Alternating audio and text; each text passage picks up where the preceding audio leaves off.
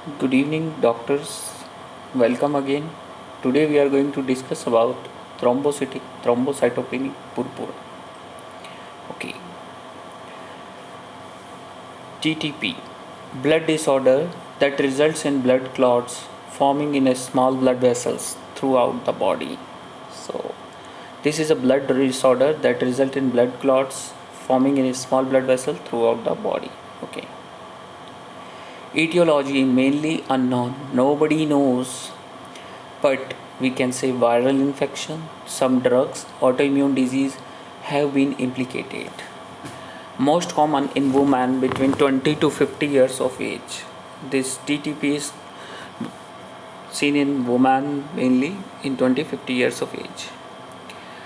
Pathology, we see widespread hyaline microthrombi in microvasculature with no inflammation. Peripheral blood smear, we see thrombocytopenia, cystocytes, reticulocytosis in PBF. Peripheral blood film or peripheral blood smear is the same thing. So we see cystocytes, reticulocytosis and thrombocytopenia. Okay. Clinical features, here I am going to explain you something. Clinical feature, neurological deficits means we see confusion. Patient complained of confusion, fever, renal insufficiency, serum creatinine elevated, anemia, hemoglobin low, microangiopathic hemolytic anemia and petechia.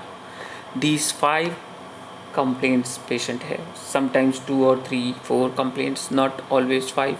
But this is a pentad of thrombocytic thrombocytopenic purpura. Okay. Lab findings. We see thrombocytopenia, that's why platelets decreases. Increase LDH and indirect bilirubin high. Azotemia, as we know the clinical feature is renal failure, that's why azotemia. Increase bleeding time and decrease hematocrit. Okay. Treatment is by plasma exchange or by steroids. So remember, the treatment in TTP is plasma exchange or by steroids. So guys, I hope till here it's very much clear for you. If you have any queries, any question, you can ask me, and if you're new on my channel, please subscribe it. If you like this video, put like on it. Thank you. Good day. Goodbye. That's all for today.